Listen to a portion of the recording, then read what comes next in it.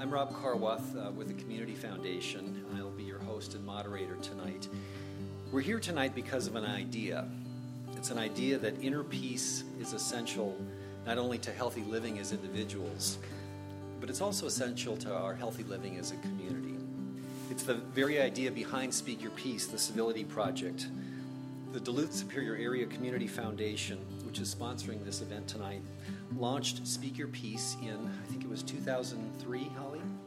The goal of Speak Your Peace is to do really what our country was founded on and what our founding fathers had the foresight to understand to be true.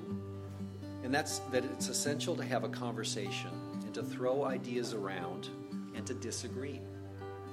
But to do it in a way in which we listen to each other, we don't call names, we show respect, and we work together in a civil way to address the issues that are confronting us. We'll start tonight with words and images from John Noltner. He is the author and photographer of A Piece of My Mind.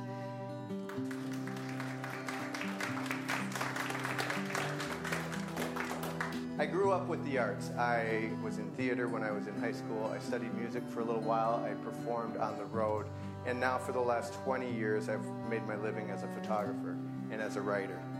I believe that the arts have a way of reaching us in a way that very few other things can. When we have all of the head smarts in the world, we can have all of the knowledge up here, but until we're able to incorporate it down here, it doesn't tend to make any difference. If you think about it, Americans spend more than $8 billion a year on self-help books. We read them, we set them down, and we run off to look for the next answer, right? And if you look at those statistics, you would think that we'd be doing pretty well.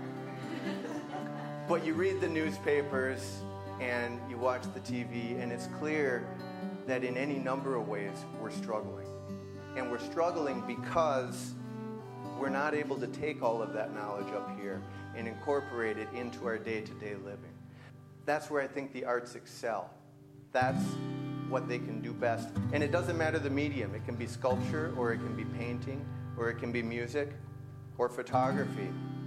Pablo Picasso said, and I love this quote, "Art washes away from the soul the dust of everyday life." And so tonight we'll try to do a little bit of that.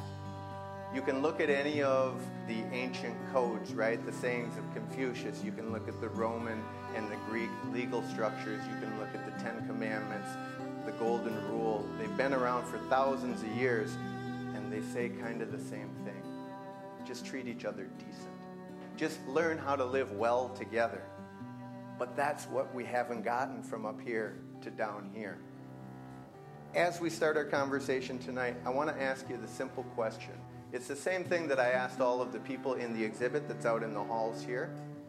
It's the kind of simple question that can sort of quickly cut to the core of who we are as human beings, really expose our values and what's important to us. But it's the kind of question that we don't ask very often in our day-to-day living.